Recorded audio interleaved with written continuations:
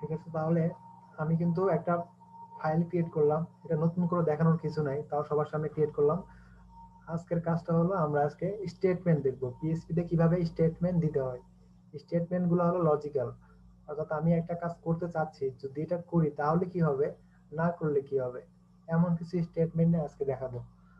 তো প্রথমে আমরা এইচটিএমএল সরি একটা index.php ফাইল ক্রিয়েট করলাম। এখানে আমাদের সকল কোড করতে হবে। পিএসপি যে সিনট্যাক্সটা কি, প্রথমে পিএইচপি, তারপরে পিএসপি শেষ। ওকে, আমাদের সিনট্যাক্স তৈরি হয়ে গেল। আর আমি আগেই বলছি, পিএসপির যে মেন ফাইলটা, ফাইলের নাম হবে index.php। আর index.php-র মধ্যে আমরা এইচটিএমএল এর কোড করব, ঠিক আছে। আর এইচটিএমএল এর কোডের মধ্যে আমরা পিএসপির যে কোনো কাজ করাতে পারি। কিন্তু যদি index.html ফাইল হয়, তার মধ্যে আমরা পিএসপি কোড ডাইরেক্ট করতে গেলে এটা কাজ করবে না। পিএসপিটা পরে নিয়ে এসে আগে একটা এইচটিএমএল এর রুল তৈরি করলাম। আমরা মেন ফাইল কিন্তু index.php, এর মধ্যে আমরা এইচটিএমএল ফাইল নিছি। আর এইচটিএমএল এর ফাইলগুলো আমরা আগে বডি তৈরি করব, স্টাইল করব, তার মধ্যে যেখানে যেটা প্রয়োজন সেখানে আমরা সেটা দেখাবো, সেখানে আমরা পিএসপি কোডগুলো করব। কারণ পিএসপি কোডটা মূলত এই ওয়েবসাইটটা, যে ওয়েবসাইটটা আমরা তৈরি করলাম এইচটিএমএল সিএসএস দিয়ে, এই সাইটটাকে কিন্তু ডাইনামিক করে, বা এখানে ফাংশন ঢোকাবো। এই কারণে আমাদেরকে আগে এইচটিএমএল করতে হবে, তার মধ্যে আমরা পিএসপি করব। তো এটা আমাদের বেসিক সিনট্যাক্স নেওয়া আছে, আমরা এখানে কিছু লিখি বা দেখি কিছু দেখায় কিনা। যদি আমরা এটার আউটপুট দেখি, দেখি এটা কি দেখায়। এটা আমরা দেখবো কিভাবে, আমাদের যে ওয়েবসাইটটা তৈরি করলাম, বা আমরা একটা ছোট একটা প্রজেক্ট তৈরি করলাম, এটা আমরা দেখবো কিভাবে, কে বলতে পারবা? মাইক্রোফোনটা অফ করে একটু বলো যেটা কিভাবে দেখতে হবে। কে বলবা? ওয়ালটন, সৌমিক, শিমুল, তানভীর, যে আসো, যারা যারা ক্লাসগুলো করছো গত ক্লাস, তারা বলো এটা কিভাবে করতে হবে, কিভাবে আমরা index.php আজকের যে প্রজেক্ট এটা আমরা কিভাবে দেখবো। ভিজুয়ালি দেখতে হবে না ওয়েবসাইটটা, ব্রাউজারে, এটা কিভাবে দেখবো বলো। ভাই ওই যে লোকাল হোস্ট মানে ইয়ের যে সার্চের লোকাল হোস্ট দিয়ে তারপরে নাম দিয়ে সার্চ দিলেই তো হবে, স্ল্যাশ দিয়ে তারপরে নাম দিতে হবে লোকাল হোস্ট ডিরেক্টরি, স্ল্যাশ তারপর কি লোকাল লিখবো? হোস্ট দিয়ে স্ল্যাশ দিয়ে তারপরে তারপর ওই ইয়ের নামটা দিতে হবে ফাইলের। আচ্ছা, প্রথমে ফোল্ডারের ফোল্ডারের নাম। ফোল্ডারের নাম, যে আচ্ছা, ফোল্ডার আছে। ফোল্ডারের নাম। তাহলে ফোল্ডারের নাম হচ্ছে স্টেটমেন্ট। ঠিক আছে, যদি আমি ইন্টার দিই, দেখি কিছু হুম। আসে কিনা। স্টেটমেন্ট, আচ্ছা আসতেছে না, কেন আসতেছে না? বানান ঠিক আছে, লোকাল হোস্ট ঠিক আছে, স্টেটমেন্ট নামটাও ঠিক আছে। আমাকে স্টেটমেন্ট নাম লেখা মাত্র আমার এখানে একটা ফোল্ডার শো করার কথা। আমার সময় ফোল্ডার শো করবে না, ডিরেক্ট প্রজেক্ট ওপেন হবে। দেখি, তাহলে ফোল্ডারের নাম ছিল index.php। হ্যাঁ, এখন আসবে। আচ্ছা, এখনো আসবে না? কি কি সমস্যার কারণে এটা না আসতে পারে? প্রথমত হলো, আমাদের সার্ভারটা চালু হয় নাই। ও এই যে সার্ভারটা কিন্তু চালু নেই। আচ্ছা, ও আচ্ছা, তাই তো, সার্ভারে তুমি চালু এখন হয় করনি, নাই। আমি কেমনে বুঝবো? না, এটা একটা মানে মনে করে দিলাম আর কি, এরকম সমস্যা হইতে পারে অনেক সময়। তুমি কাজের চাপে এতটাই ব্যস্ত, তুমি হঠাৎ করে সার্ভার মানে জ্যাম্প ওপেন করছো কিন্তু চালু করতে ভুলে গেছো, তুমি কাজ করতেছো কিন্তু কোনো কাজ করতেছে না। মাথায় এমনিতে চাপ থাকে প্রোগ্রামিং এর কাজগুলো, তো এটাও তুমি করতে পারলা না, এমন একটা ঝামেলায় পড়বা। এই জন্য এটা একটু মনে করে দিলাম। আর এখন যদি আমরা রিলোড দিই, এখন দেখা যাচ্ছে ব্লাঙ্ক, অর্থাৎ এখানে কোনো তথ্য এখনো দেওয়া হয় নাই, এই জন্য এটা ব্লাঙ্ক দেখাচ্ছে। যদি এটা কাজ না করে তাহলে কিন্তু এখানে একটা ইরর দেখাবে। এখানে কোনো ইরর দেখাচ্ছে না, তার মানে অবশ্যই কাজ করছে, কিন্তু আমার ডকুমেন্টে কোনো তথ্য রাখা নেই, একদম খালি ডকুমেন্ট। আমরা এখানে কিছু, সার্ভারে তো কাজ করছে না, আমার সার্ভার কাজ করতেছে এখন। আমারটা করছে না, আচ্ছা, ডিস্টার্ব দিচ্ছে তোমারটা না। করে না সেটা তোমার জানাও নাই, জানাইলে আমি সেটা দেখতাম। ঠিক আছে, তোমারটা এখন বন্ধ রাখো, তোমারটা আমি ক্লাস শেষে দেখবো। তাহলে আমরা এখানে কিছু তথ্য নিই, এইচটিএমএল এ কিছু কোড করি। কি কোড করবো বলেন, সাজেশন দেন। এখন থেকে আপনাদের সাজেশনে কাজ করা হবে। বডির মধ্যে সেকশন নিই,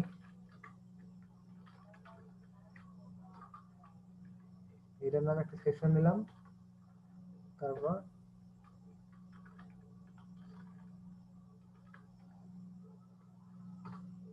আরেকটা সেকশন নিই, ফুটার।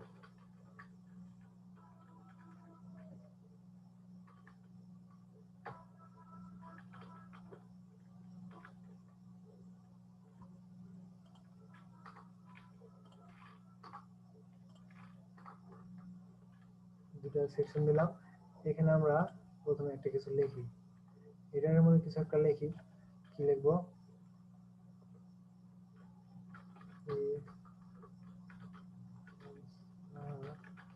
First class PHP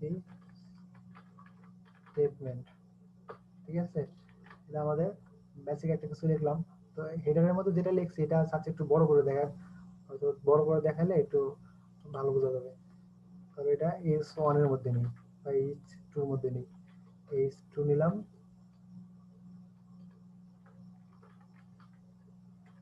h2 তে শেষ করলাম। দেখি কিছু দেখায় কিনা এখন। হ্যাঁ, আমাদের চলে আসছে, আমাদের হেডারটা চলে আসছে। এটা মাঝখানে দিয়ে দিই হেডারটা, স্টাইল। এখন কিন্তু আমি স্টাইল লিখলে, আগে যেরকম এইচটিএমএল ফাইল ছিল তখন আমি স্টাইল লেখা মাত্র অটোমেটিক্যালি সাজেশন দিত। এখনো সাজেশন দিবে না। কেন দিবে না? কারণ এটা কিন্তু আর মেইন এইচটিএমএল ফাইল না, এটা হলো মূলত PHP file, index.php file.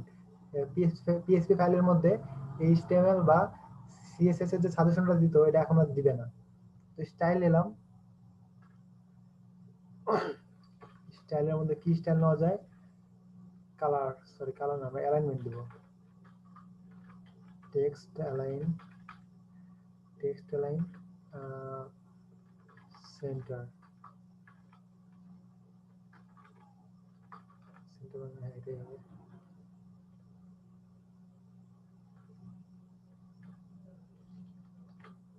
Save দিলাম। হ্যাঁ, মাঝখানে চলে আসছে।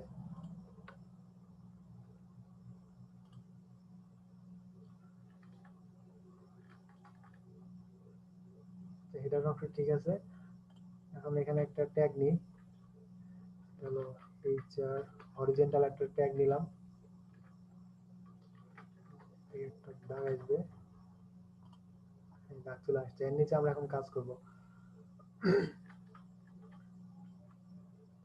এর নিচে আমরা কাজ করব একটা সেকশনের মধ্যে। সেকশনের একটা নাম দিই। কি নাম দিই? পিএইচপি মেইন নামে একটা ডিভ নিই। ডিভ স্টাইল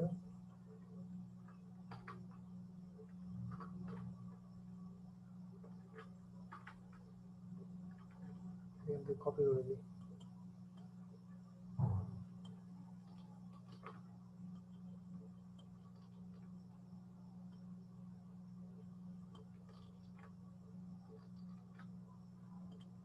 এই ডিভটা এখানে শেষ করে দিই।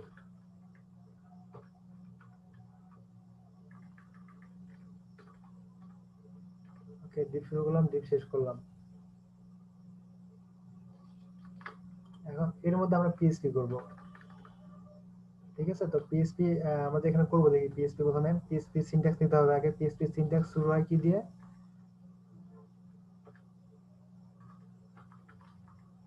পিএইচপি, ঠিক আছে? আমরা আমাদের পিএইচপি কোড নিলাম। তাহলে আমরা পিএইচপি মূলত যখন কোনো প্রজেক্টে করব তখন আমরা কিভাবে পিএইচপি নিচ্ছি দেখা যাচ্ছে। প্রথমে আমরা একটা এইচটিএমএল ফাইল তৈরি করলাম। এইচটিএমএল আমরা কিন্তু দেখাইছি এইচটিএমএল কিভাবে একটা প্রজেক্ট তৈরি করতে হয়, কিভাবে পিকচার নিয়ে আসতে হয়, কিভাবে সেকশন নিতে হয়, সব দেখানো হয়েছে। তো এখন পিএইচপি আমরা করব কিভাবে? একটা এইচটিএমএল ফাইল তৈরি করা আছে রেডিমেড, সেখানে আমরা ডাইনামিক করার জন্য যেখানে পিএইচপি কোডটা করব, যদি বারবার পিএইচপি কোড করতে হয় তো বারবার আমরা পিএইচপি শুরু করব, পিএইচপি শেষ করব করে এই কোডটা যেখানে আমরা ফাংশন দিব সেখানে আমরা, যেখানে আমরা ডাইনামিক করব সেখানে পিএইচপি ফাংশনটা নিব, সরি পিএইচপি কোডটা নিব, স্টার্ট করব, শেষ করব করে সেখানে আমরা পিএইচপি কোড লিখব। তাহলে আমরা এখানে একটা এই ডিভের মধ্যে, এই ডিভের মধ্যে আমরা কাজ করব। এই জন্য আমি ডিভের মধ্যে পিএইচপির একটা ফাইল নিলাম। তো দেখি এখানে কিছু লিখে দেখায় কিনা।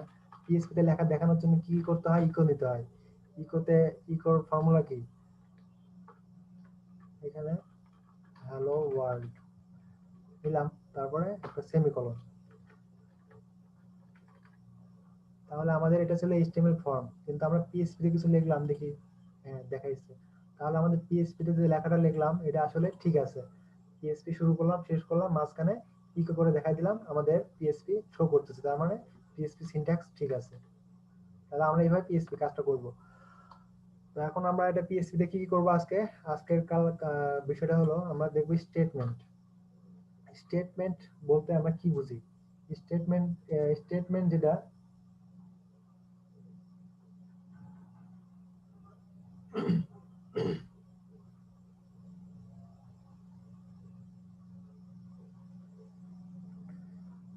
শেষ হয়ে গেছে।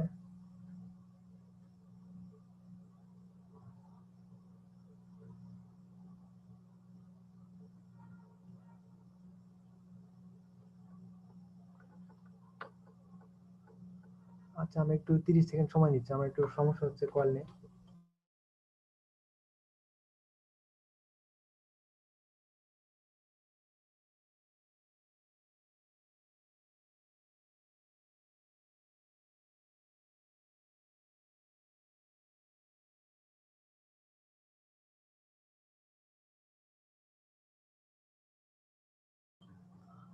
ওকে, ঠিক আছে। তাহলে আমরা প্রথমে একটা স্টেটমেন্ট নেব। স্টেটমেন্ট মানে হলো একটা শর্ত। শর্ত যদি আমি এটা করি তাহলে এটা দেখাবে। যেমন একটা এক্সাম্পল দিই, আমরা ভেরিয়েবল নিতে পারি। ভেরিয়েবলটা কিভাবে নিতে হয়? প্রথমে ডলার সাইন নিতে হবে, তারপর ডলার সাইনের পর আমরা যে নামটা দিব সেটা হলো ভেরিয়েবলের নাম। প্রথমে একটা ভেরিয়েবল নিচ্ছি, নাম্বার নাম্বার 1 নামে একটা ভেরিয়েবল দিলাম। সেখানে আমরা কিছু কন্টেন্ট দিব, এখানে একটা ভ্যালু দিব। তো নাম্বার 1 এ আমি একটা ভ্যালু দিচ্ছি 20, 20 দিয়ে সেমিকোলন দিলাম, হয়ে গেল।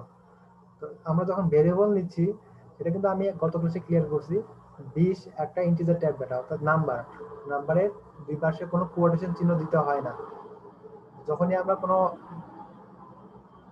ভ্যারিয়েবলের কোনো মানের আগে বা পিছনে যদি আমরা ডাবল কোটেশন বা সিঙ্গেল কোটেশন দিই, তাহলে কিন্তু সেটা আর ইন্টিজার ডাটা হিসেবে কাজ করবে না। তখন সে কাজ করবে কি হিসাবে? একটা স্ট্রিং হিসেবে। স্ট্রিং ডাটা বলতে কি বোঝায়? আমরা যেরকম লেখা লিখছি না, এটা হলো স্ট্রিং টাইপ ডাটা। তাহলে আমরা এটাতে একটা লজিক তৈরি করব। এই কারণে আমরা স্ট্রিং টাইপ ডাটাতে লজিক তৈরি করতে পারবো না। আমরা লজিক তৈরি করতে হলে আমাদেরকে তৈরি করতে হবে ইন্টিজার টাইপ ডাটা। তাহলে আমরা একটা ইন্টিজার টাইপ ডাটা নিচে আরেকটা নিই, ডট সাইন নাম্বার 2। নাম্বার 2 তে একটা মান দিয়ে দিই, দিলাম 30। আরো কিছু নাম্বার নিই, নাম্বার 3। নাম্বার 3 দিলাম 20, সরি 40। তাহলে আমি তিনটা নাম্বার দিয়ে আপাতত বেসিক শুরু করি।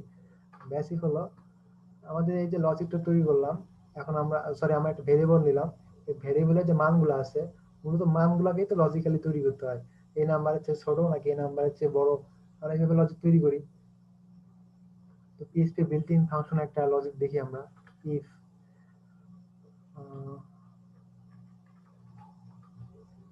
ইফ এলস, আমরা একটা ইফ এলস একটা গঠন তৈরি করে নিলাম। শুধু ইফ দেও, আচ্ছা প্রথমে শুধু ইফ থেকে দেখাই না, সেটা পরে আবার মাথায় চাপ মনে হবে। আপাতত ইফ দিয়ে দেখাই। তাহলে ইফ এর যে সূত্রটা কি? ইফ নামে একটা শব্দ লিখে তারপরে ফার্স্ট ব্র্যাকেট। সবাই ভালো মতো দেখেন, ইফ লিখে প্রথমে ফার্স্ট ব্র্যাকেট, এই ফার্স্ট ব্র্যাকেটের মধ্যে লিখতে হবে কন্ডিশন। এখানে কন্ডিশন লিখতে হবে, আর সেকেন্ড ব্র্যাকেটের মধ্যে লিখতে হবে কোড। অর্থাৎ আমি এই কন্ডিশনটা দেওয়ার পরে এই কন্ডিশনের যে রেজাল্ট সেটা কেমন হলে এখানে কি দেখাবে। ঠিক আছে, যেমন আমি কন্ডিশনে দিলাম ইফ এর মধ্যে যদি কন্ডিশন কি, কন্ডিশন হলো number 1 greater than, greater than the, greater than number variable নয় নেই, ভ্যারিয়েবল নাম্বার 3। যদি নাম্বার 1 নাম্বার 3 চাইতে বড় হয় তাহলে আমাকে কি দেখাবে? কোড আমি এখানে ইকো করে দিই, ইকো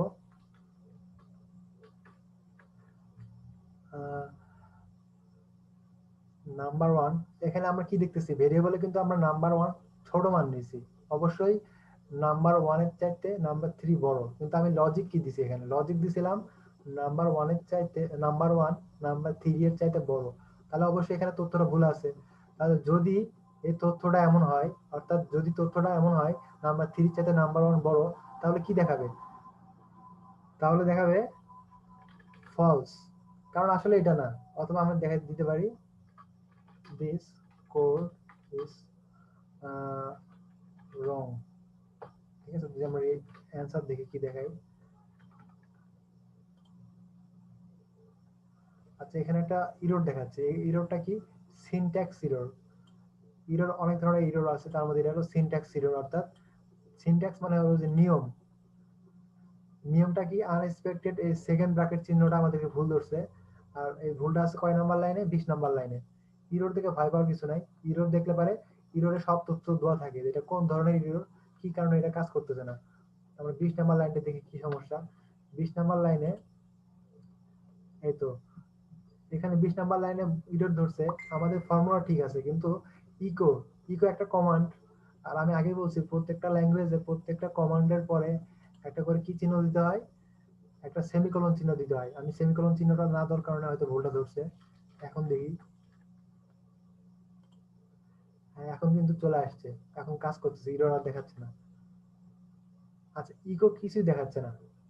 কেন দেখাচ্ছে না? ইকো না দেখানোর কারণটা কি? আমি কিন্তু এখানে লজিক দিছি না, ইফ ইফ যদি এটা সমান এটা হয় তাহলে ইকো করবে এটা, তারপরে কোনো মান দেখাচ্ছে না। অর্থাৎ ইফ যদি আমার এই তথ্যটা ঠিক হয় তাহলে আমাকে এটা দেখাবে। আমার এই লজিকটা হচ্ছে এমন, যদি এটা হয় তাহলে ইকো দেখাবে, যদি না হয় তাহলে তো কিছু দেখাবে না। এই কারণে আমাকে কিছুই দেখাচ্ছে না। ঠিক আছে, যদি আমি এটা চেঞ্জ করে দিই, এটা যদি আমি এডিট করে দিই, অর্থাৎ উপরের যে লজিক অনুযায়ী নাম্বার 3 নাম্বার 1 এর চাইতে কিন্তু বড়, অর্থাৎ নাম্বার 1টা হলো 20, নাম্বার 3 হলো 40, তাহলে 40টা কিন্তু 20 এর চাইতে বড়।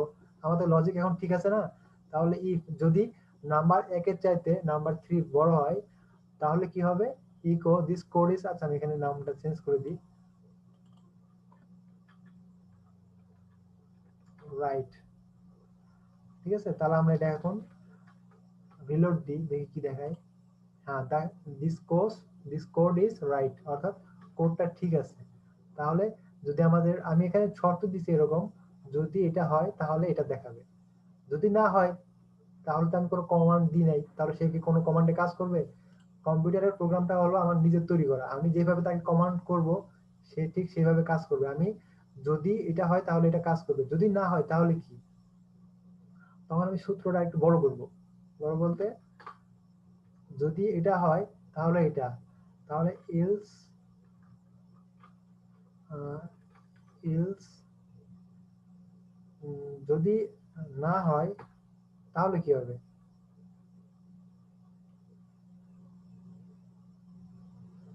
এখানে একটা সেকেন্ড ব্র্যাকেট নিতে হবে, সেকেন্ড ব্র্যাকেট নিয়ে এটা ইকো ইকোতে একটা মান দিয়ে দিই বা লিখে দিই কিছু একটা, কি দেখাবে? এখানে লিখি দিস কোড ইজ রং।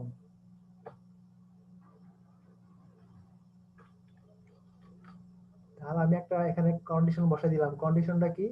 আমার যে ভেরিয়েবল মান আছে, ভেরিয়েবলের মান 1 এর চাইতে 3 যদি বড় হয় তাহলে ইকো করবে কি? This code is right else, যদি না হয়, ইফ যদি, ইলস না হলে, না হলে দেখাবে the code this code is wrong. তাহলে আমি এটা রং করে দিই, যদি আমি এটা এডিট করে দিই তাহলে কিন্তু রং হয়ে গেল, অর্থাৎ সে কিন্তু লজিক অনুযায়ী সে ভুল।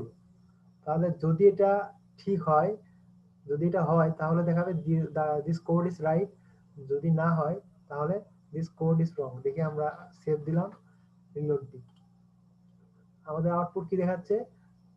This code is wrong. অর্থাৎ আমাদের লজিক কিন্তু ঠিকভাবে কাজ করছে। ঠিক এই প্রসেসটা আমরা আরো বড় করতে পারি। বড় বলতে আমি অনেকগুলো দিলাম উত্তর। আমি এখানে দিছিলাম ইফ এত ইকাল টু এত, ইলস ইফ, অর্থাৎ যদি না হয় তাহলে আমরা এখানে একটা তথ্য দিতে পারি, বা এটা আরো বড় করা সম্ভব। তাহলে আমরা বেসিক অবস্থায় এতটুকু জেনে রাখি, যদি এটা আমার মানে হিসাবটা মেলে বা যদি হিসাবটা ঠিক থাকে তাহলে এটা দেখাবে ইলস, যদি না হয় তাহলে আরেকটা দেখাবে। আচ্ছা, কে মনে হয় প্রশ্ন করছে? হুম, এইবার ঠিক আছে। আচ্ছা ঠিক আছে ভাই। নাজমুল ভাই, আপনার সমস্যা নেই, আপনি একটু দেরি করে আসছেন। আপনি যখন আসছেন তখনই আমি ক্লাস শুরু করছি। তার আগের সেশনে আমি ক্লাসের এই টপিকস এর উপর কোনো আলোচনা করিনি। আর একটা বাইরের টপিকস নিয়ে আলোচনা করছিলাম। আপনার কিন্তু কোনো কিছু মিস হয় নাই। ওকে, তাহলে এটা হলো আমাদের ইফ ইলস একটা স্টেটমেন্ট।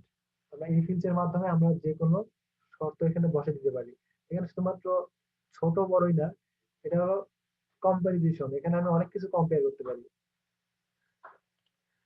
যেমন আমি তো একটা জিনিস মিস করছি, মনে নেই আমার। এটা হলো অপারেটর দেখানো হয়নি। অপারেটর বলতে ছোট বড়, সমান অসমান, যোগ বিয়োগ গুণ ভাগ, এরকম কিছু অপারেটর থাকে।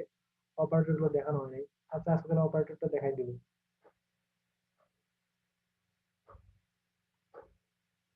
মানে বেসিক সবগুলো ক্লিয়ার করছিলাম, শুধুমাত্র অপারেটর বাকি ছিল। তো গত ক্লাসে অপারেটর দেখাচ্ছিলাম, ভুলে গেছিলাম।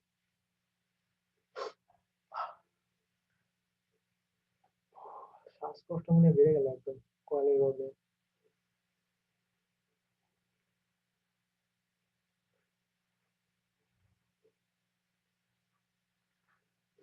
আচ্ছা, এই ইফিলস যে স্টেটমেন্টটা দেখানো হলো, এটা বোঝে না এমন কেউ আছে এখানে?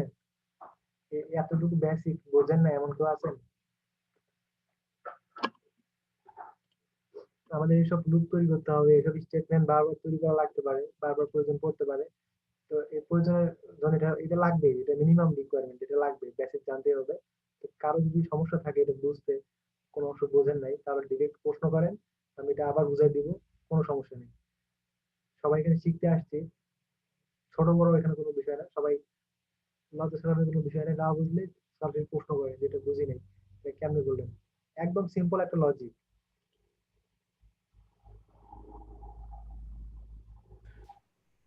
তার মানে সবাই বুঝছে এটা। তাহলে আমি এটা হাইড করে রাখি। হাইড বলতে আমি এটা বন্ধ করে রাখি। কিভাবে বন্ধ করে রাখবো? কমেন্ট করে। Sorry, control Z. এটা কমেন্ট করার সিস্টেম হলো স্টার্ট দিয়ে শুরু,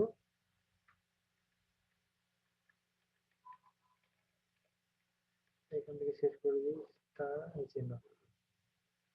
পিএইচপি তে কয়েকভাবে কমেন্ট করা যায়, তার মধ্যে এটা একটা মানে পপুলার ওয়ে। আমি যতটুকু লেখা কমেন্ট করব, যে কোনো কোড আমি চাইলে কমেন্ট করে রাখতে পারি। কমেন্টের কাজ কি এটা বলে দিয়েছিলাম আগে, আবার বলতেছি। কমেন্টের কাজ হলো আমার যে কোনো কোড ব্যবহার করতে চাইলে, অথবা কোডের মধ্যে কোনো নোটিফিকেশন দিতে চাইলে, পরবর্তীতে যে কাজ করবে তার বোঝার সুবিধার্থে আমি কমেন্ট ইউজ করে থাকি। তাহলে আমার এখন এই কোডটা প্রয়োজন নেই, কিন্তু পরবর্তীতে আবার লাগতে পারে। এটা আমি এখন কি করব? ডিলিট করলে আমার জন্য লস, আবার করতে হবে। আমি এটা কমেন্ট আকারে রাখলাম। কমেন্ট আকারে রাখার নিয়ম হলো, এইচটিএমএল এ কমেন্ট করছিলাম কিভাবে? এইচটিএমএল এ কমেন্ট করছিলাম হলো দুই পাশে দুটো দিয়ে, তারপরে চারটা, এখানে আমরা যে লেখাটা লিখবো, লেখার পূর্বে একটা চিহ্ন দিয়ে নিব। এখানে আমরা যা যা লিখবো সব কিন্তু কমেন্টের মধ্যে পড়বে। এটা ছিল হচ্ছে এইচটিএমএল এর কমেন্ট। এইচটিএমএল এর কমেন্ট করতে হয় এইভাবে। আর পিএইচপি এর কমেন্ট হলো কিভাবে? সামনে এই চিহ্ন দিব, স্ল্যাশ দিয়ে স্টার চিহ্ন, আবার স্টার দিয়ে স্ল্যাশ। এটাতে কমেন্ট, এর মধ্যে আমরা যা লিখবো সবগুলো কমেন্টের মধ্যে পড়বে। আর যদি আমি নিচেরটা না দিই, অর্থাৎ আমি উপরে দিছি কিন্তু নিচে দিই নাই, এরকমটা যদি হয়, তাহলে আমার পুরা পেজ, অর্থাৎ এই পিএইচপি যতগুলো কোড আছে নিচে, বা যে কোনো কোড নিচে যত কোড থাকবে আনলিমিটেড, পুরোটাই কমেন্টে চলে যাবে। অর্থাৎ এখান থেকে শুরু করছি কিন্তু শেষ করলাম না, এই কারণে নিচে যত লেখা থাকবে, যতগুলো কোড থাকবে, সবগুলো কোড আমাদের কমেন্টের মধ্যে পড়ে যাবে। ঠিক আছে, তাহলে আমাদের কমেন্ট বিষয় নিয়ে আগাচ্ছি না, মেন টপিকসে আসি। তাহলে আমরা এখন দেখবো, এখন আমরা দেখবো অপারেটর। অপারেটর কি? অপারেটর গুলাই হলো আমাদের এই যোগ বিয়োগ গুণ ভাগ, এডিশন, সাবট্রাকশন, মাল্টিপ্লিকেশন, ডিভিশন, তারপর মডুলাস, তারপরে এক্সপোনেন্টেশন, যেমন যোগ বিয়োগ গুণ ভাগ, ভাগশেষ, ভগ্নাংশ, তারপরে অ্যাসাইন, অ্যাড, আরো অনেক অপশন আছে। ছোট বড় করা, গ্রেটার দেন, লেস দেন, তারপরে এন্ড, এটা এবং এটা, আবার এটা অথবা এটা, অর, এন্ড, এরকম অনেকগুলো আমাদের অপারেটর থাকে। তো আমরা এখন দেখবো কিভাবে লজিক তৈরি করতে গেলে আমাদের কিন্তু এসব জানতে হবে। আমরা এসব মাঝখানে যোগ বিয়োগ গুণ ভাগ হইলে কি, না হইলে কি, মাঝখানে অথবা এবং এই যে সিম্বল গুলা, এটা কিন্তু আমরা সিম্বলে প্রকাশ করব। এই সিম্বল গুলা এখন আমরা দেখব। তো ক্লাস টাইম বেশিক্ষণ নাই, মাত্র 6 মিনিট আছে। আচ্ছা, আমি সেশনটা ক্লোজ করে দিই। সেশনটা ক্লোজ করে নতুন একটা সেশন ক্রিয়েট করি। সবাই নতুন সেশনে আসেন, তাহলে পুরোপুরি ক্লিয়ার হতে পারবেন।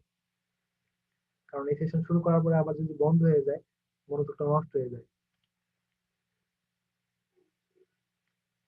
ঠিক আছে? কারো কোনো সমস্যা আছে এই প্রসঙ্গের উপর? তাহলে আমি এই প্রসঙ্গটা এই চ্যাপ্টারে শেষ করে দিই।